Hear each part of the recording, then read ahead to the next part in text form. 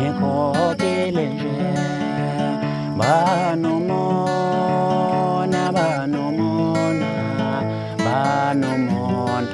abantu emhlabeni nje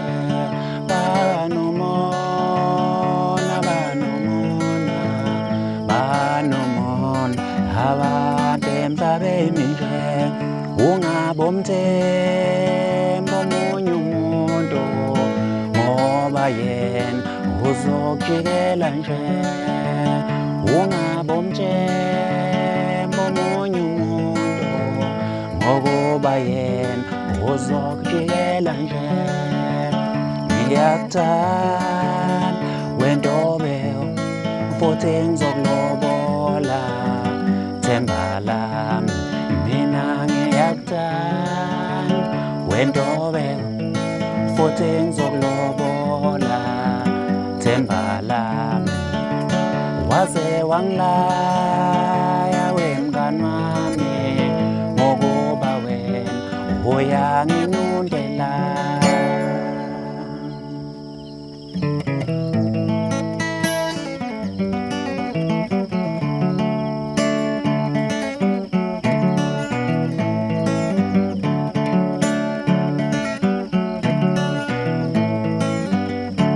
Webalandel baphathiswe webalandel baphathiswe webalandel baphathiswe Celo wale ngoma yashawa ngobaba Celo wale ngoma yashawa ngobaba Celo wale ngoma yashawa ngobaba Yesahlanhlamvano baba Yesahlanhlamvano baba wayesho nje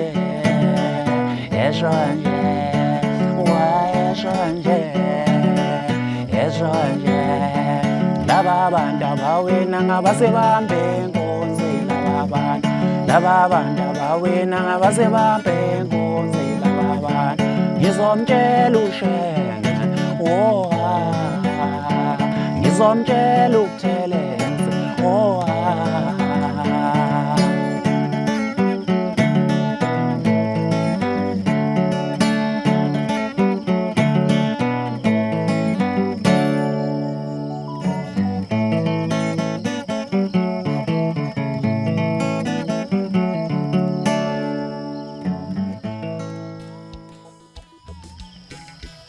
Kulo ukuthi ungasho sengingaphakathi lokhuluma njengamanje bafowethu uphathizwe mfana kaNtulele eMelmoti la ngiqhamuka khona ngokuhlala ke nangokwamatoho ngilapha empangeni nangokuphusha wona lo msebenzi wezomculo kaMaskandi ngisempangeni abanye abaningi ke baye bedideke betshela ngihlale eGoli mina bafowethu mina nguMaskandi mina baye bethi mase bengibonga bafowethu bethi ngudume ehlezi empangeni abanye bedume behlele eGoli oMaskandi ngilapha empangeni bafowethu okuyilapha engiphusha khona lo msebenzi kaMaskandi sengineminyaka ethe ukuba mningana impela ngisemculweni ngicabanga ukuthi ngoba ku2022 njengamanje isilishumi iminyaka ngisemculweni kaMaskandi and ingqinamba nezinto nje ezenzakalayo nje emculweni sengiyazazi eziningi kakhulu sengikhulile ke bafowethu ngakhula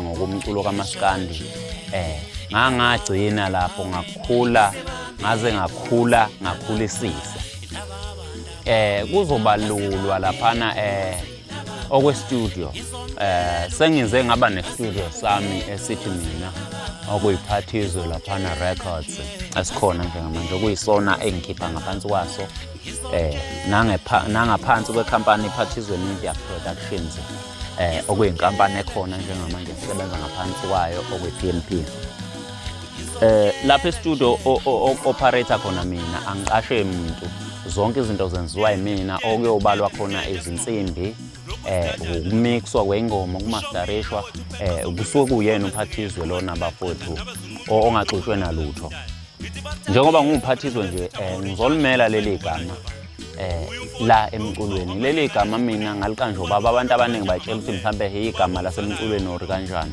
Ngaliqanjwa ubaba leli gama kwaku 2003 before ahambe emhlabeni ubaba, ngoba wahamba ngo-2004. Shuthi wayesebona ke yena ukuthi useyahamba, wasengiqamba leli gama wathi mfana wami uphathizwe, uyabona. So ngizolimela ke leli gama lami, ngizoliphatha izwe njengoba kushiwo kwasho ubaba. Ngizoliphatha ngayo imisebenzi le emihle engenza ezweni. Akukho mina engiye ngithi uma ngifuna ukufunda kuyangehlula. Angiboni ukuthi kukhona into efana naleyo engangehlula ekhona nje lapha emhlabeni ungathiwa phathizwa wenze lokhu kungehlule, nami ngize ngisho ukuthi ngehluleleke le nto. Akukho ngani zakwethu, akukho.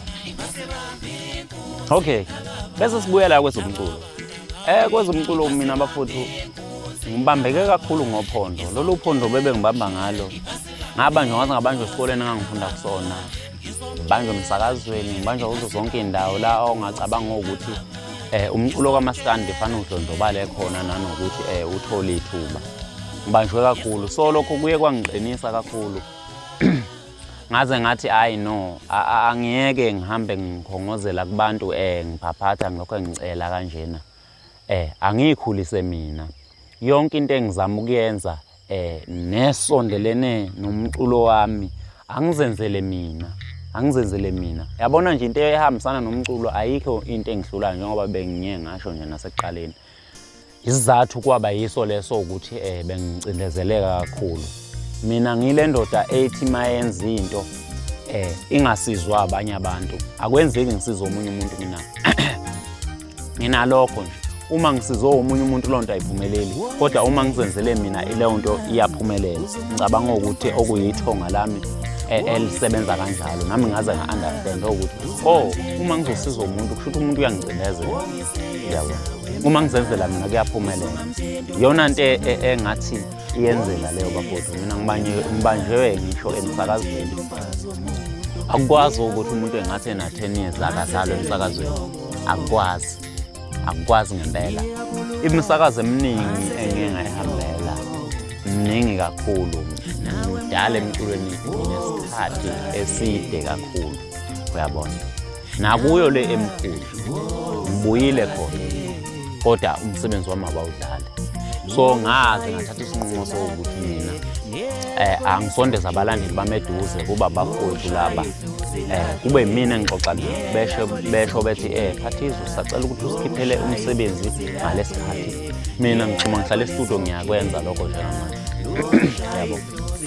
WhatsApp ngine group yami lapha kaPhathizwe, okuyiyona lapho esisuke sixoxa khona nabalandeli bami, besho lokhu nalokho abakufisayo ngoPhathizwe.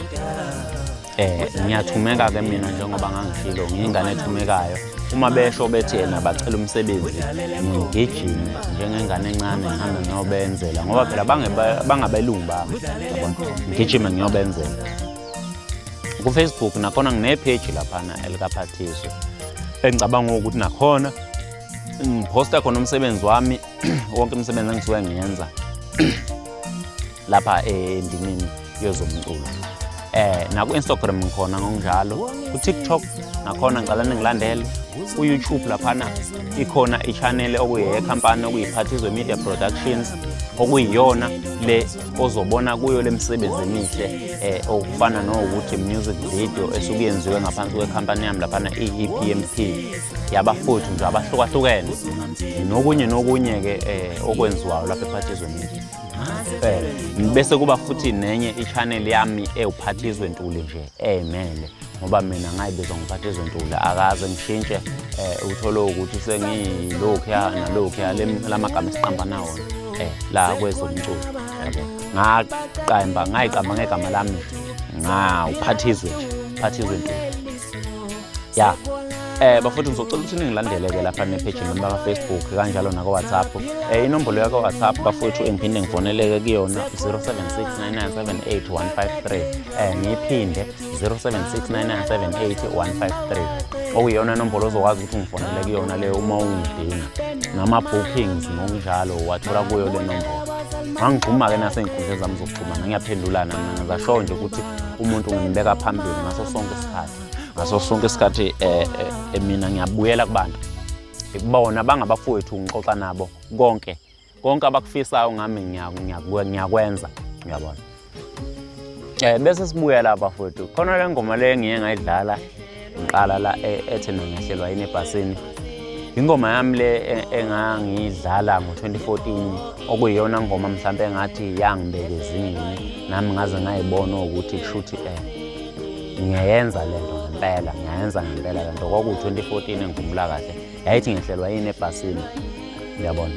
Lapho kwaze kwaqhamuka khona nezibongo zami ezithina uMapetupetu intombi zasendaba yakhe zincisha lo mpahla. Kwakuyisikole lapho engangifunda khona-ke ngishaya yona le ngoma ngoba ngize ngaqeda ngalesi sikhathi uyabona. Wenze sure nje ukuthi la uhamba khona uma umculi ushiya igama elihle bakwethu, ushiya igama elihle. Ngicabanga ukuthi njengoba sesikhona nje emculweni igama lomculo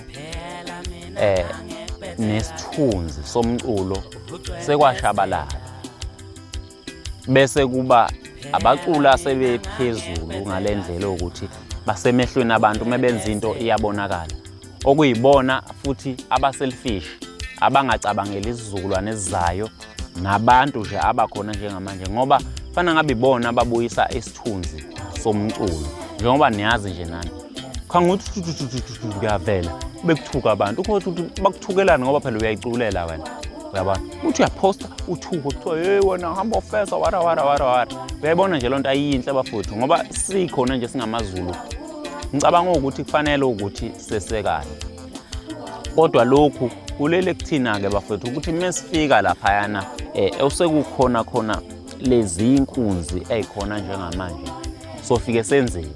So bafowethu ngiyanxusa bafowethu ukuthi nilandele imisebenzi yethu siyeza nengoma zimnandi impela ngale yankabi yakamasuku lapha nokuthiwa uMthembi siyeza bafowethu kuningi sisazonenzela khona kuningi bafowethu ngeke ngabala into ezitheni kodwa kuningi kakhulu bafowethu kuningi ngeke ngakuqeda. Ngizodlala nje mhlambe ingoma yokugcina bese futhi ngithi shelele uyabona. Ex yami lapho bona ngikhumbule nakancane nje haleli soka lakhe libe ngathi imfene ivele esikhotheni sekungani ningashadi uze ntole ingane ezimbi njengane lempuphelena wapopa shem. Okuyingoma ke bafuthu lena ngithe ngayikhipha ngonyaka ka2020 yasabalala izwe lonke namanje sadlalwa. Le ngoma ngicabanga ukuthi iyona ngoma ezongena kulezi ngoma ekuthiwa engasoze zabo. Phathizwe ke umfokwantuli lona bafuthu le ngoma nakhona isekhona einkundleni iyatholakala na wonke nje ama streams laphana uzokwazi ukuthi uyistream ukwazi ukuthi uyidlale bese ngithola nami uyabona ngoba ukuyidlala kwakho ngiyazuza. So ngizonxusa ke bafowethu kulaba abafowethu abasebenzayo le msebenzi naleyana ukuthi bafowethu usacela ukuthi nithenge umsebenzi wethu endaweni ezifanele nina ngoba nisebenza. Idatha lakho nje la 20 MB lingenza umehluko omkhulu empilweni yami uyabona. Singabe selfish bafowethu sichasane siyindle eminyama engicabanga ukuthi kuyoba into enhle leyo bafowethu. Ngiyabonga.